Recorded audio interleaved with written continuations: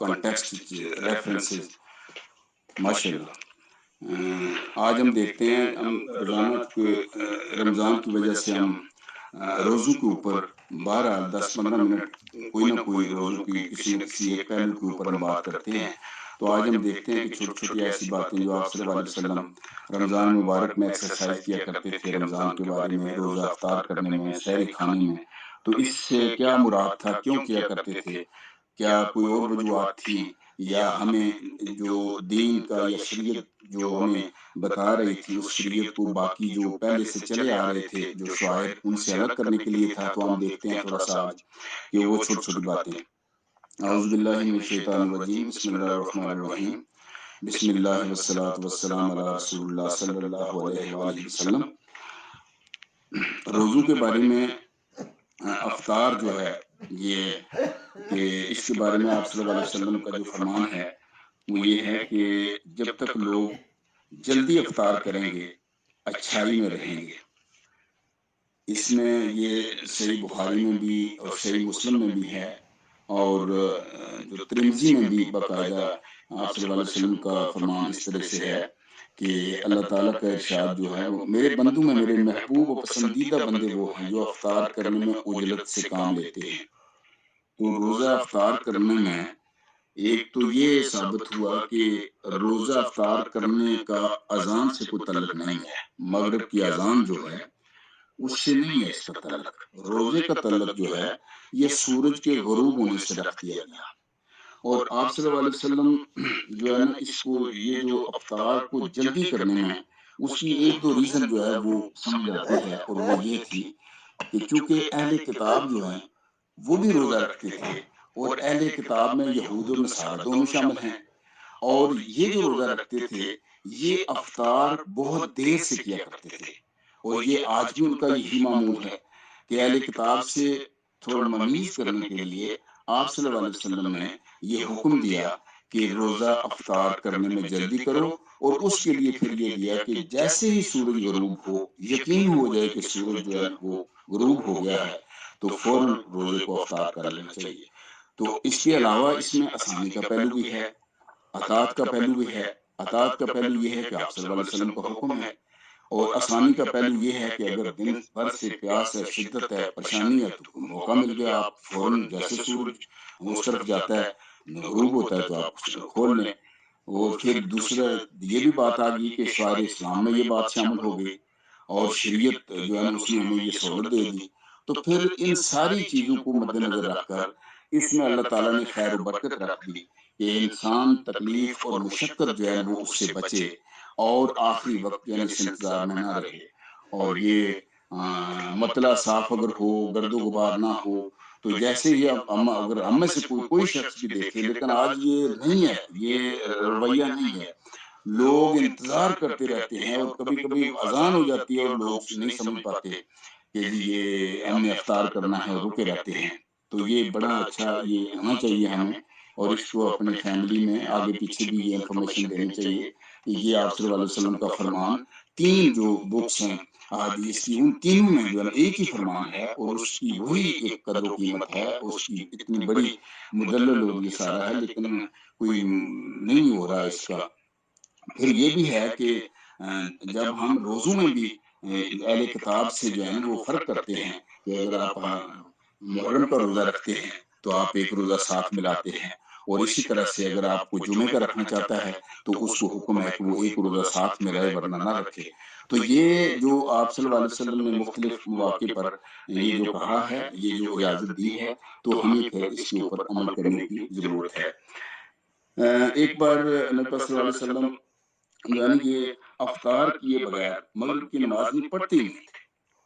یعنی آپ صلی اللہ علیہ وسلم کبھی بھی ایسا موقع نہیں آیا کہ مغرب کی نماز پڑھنے کے بعد افطار کیا ہو۔ افطار کے لیے خواہ ایک گھونٹ پانی پی لیتے، لیکن یہ ہے کہ وہ مغرب کی نماز سے پہلے ہی ہمیشہ افطار کیا ہے۔ تو اذان تک انتظار کرنا پھر ضروری نہیں ہے۔ یہ ایک تو یہ دو باتیں طے ہو گئی، یہ دونوں حدیث جو ہیں ایک سنن ترمذی میں ہے اور دوسری ادھر ہے۔ پھر یہ بھی ہمیں ذہن میں رہے کہ چلیں سنت کو اگر ہم فالو کرتے ہیں تو آپ صلی اللہ علیہ وسلم کا معمول تھا کہ یا تو تازہ کھجور سے روزہ افطار کرتے تھے یا خشک کھجور جو ہے اس سے روزہ افطار کرتے تھے اگر وہ اویلیبل نہ ہوتی۔ پہلی پریفرنس تازہ کھجور ہوتی تھی اور دوسری جو ہے اگر نہ ہو تو خشک کھجور لے لیتے تھے۔ اگر وہ بھی اگر کہیں میسر نہ ہوتی تو پھر آپ پانی کے چند گھونٹ جو ہے وہ پی کر روزہ افطار کیا کرتے تھے۔ تو یہ بہرحال چلیں میں بھی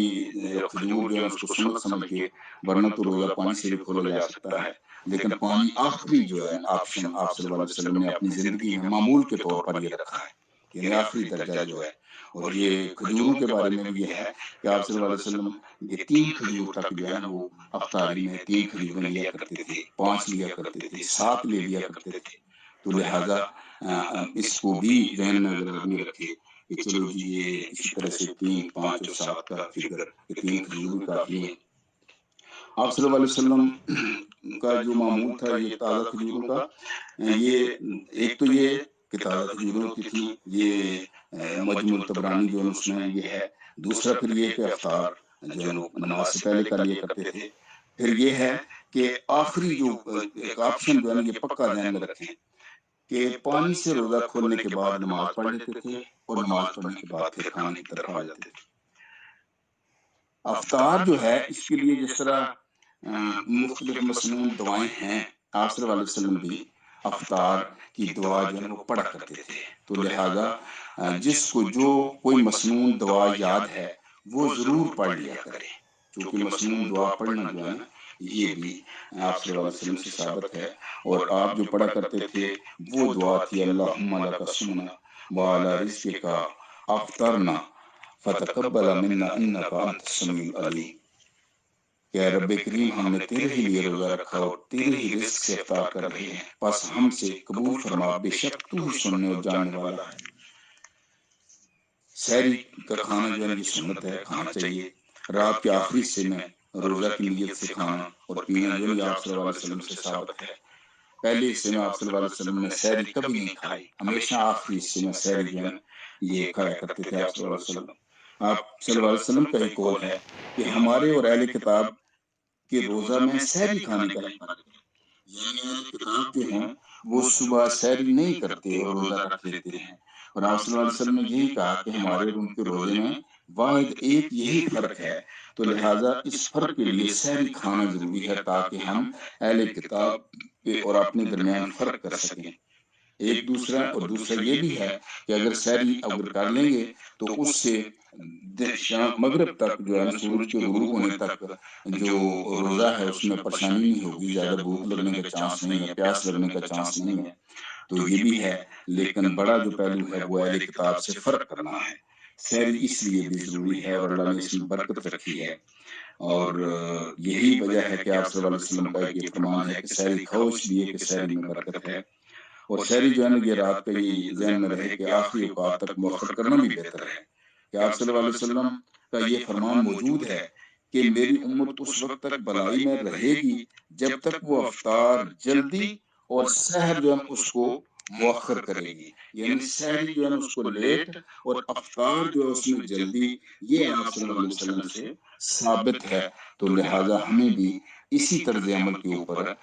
جو ہے نا یہ رہنا ضروری ہے۔ اور سحری کا وقت جو ہے یہ ہمیں پتہ ہی ہے کہ رات کے آخری نصف سے شروع ہوتا ہے اور صبح صادق سے چند منٹ پہلے تک جو ہے نا یہ رہتا ہے،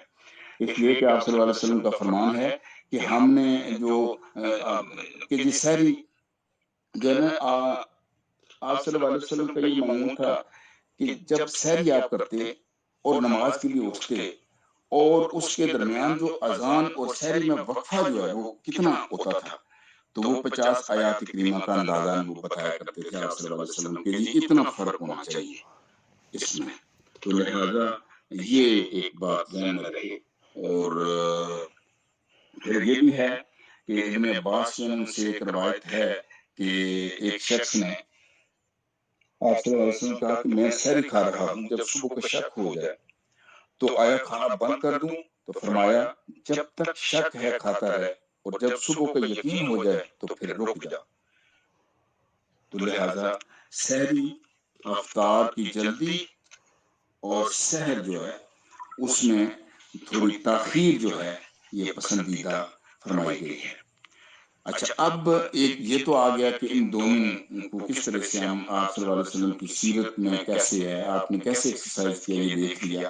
پھر ہم دیکھتے ہیں کہ جی روزہ ہم رکھ لیتے ہیں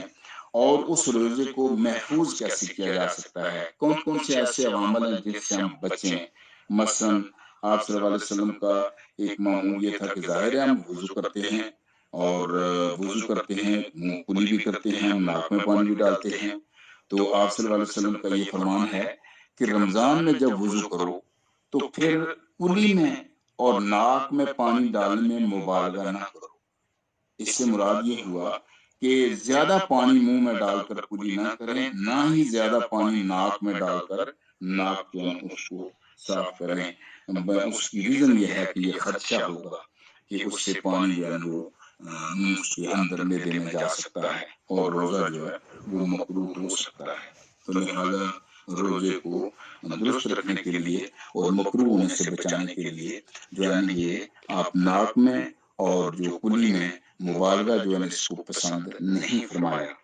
اسی طرح سے کوئی چیز اگر کوئی منہ میں ڈال کے کوئی چبانا چاہتا ہے، چباتا ہے، تو چبانے میں تو کوئی شاید حرج نہ ہو، لیکن اس سے یہ تو خدشہ رہتا ہے کہ حلق میں چلی جا سکتی ہیں، نیچے جا سکتی ہیں، تو یہ بھی عمل جو ہے نا یہ پسندیدہ نہیں ہے۔ اور اسی طرح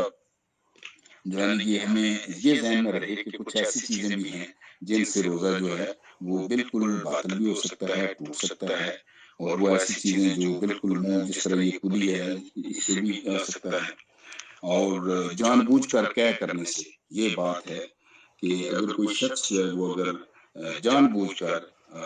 منہ میں انگلیاں ڈال کے اگر کو کیا کرتا ہے تو پھر اس سے جو ہے نا وہ روزہ جو ہے نا وہ بالکل آپ سمجھیں کہ روزہ باطل ہو جاتا ہے۔ اور آپ صلی اللہ علیہ وسلم کا یہ فرمان ہے کہ جو عمدن کیا کرتا ہے وہ قضا کرے، یعنی جو جان بوجھ کر الٹی کرتا ہے اس کے لیے پھر لازم ہو جاتا ہے کہ وہ روزہ قضا کرے۔ البتہ بلا جو اختیار جو کہ آئے اس سے روزہ نہیں ٹوٹتا، اور یہ بات باہر ہے کہ اس سے روزہ نہیں ٹوٹے گا، کیونکہ کوئی چیز اگر باہر آ رہی ہے، ابن عباس کا بھی یہ قول ہے کہ کھانے پینے کی چیزوں کے علاوہ اور چیز کا منہ کے ذریعے سے پیٹ میں چلے جانا، اور ابن عباس کہتے ہیں کہ روزے کا تعلق اندر جانے والی چیزوں کے ساتھ ہے، نہ کہ باہر نکلنے والی چیزوں کے ساتھ ہے۔ یعنی باہر آپ کا کوئی جسم کی کسی حصے سے خون آپ کو باہر نکل سکتا ہے، آپ کا الٹی جو ہے نا آپ کو آ سکتی ہے، تو اس سے روزہ جو ہے نا وہ نہیں ٹوٹے گا۔ اچھا بہرحال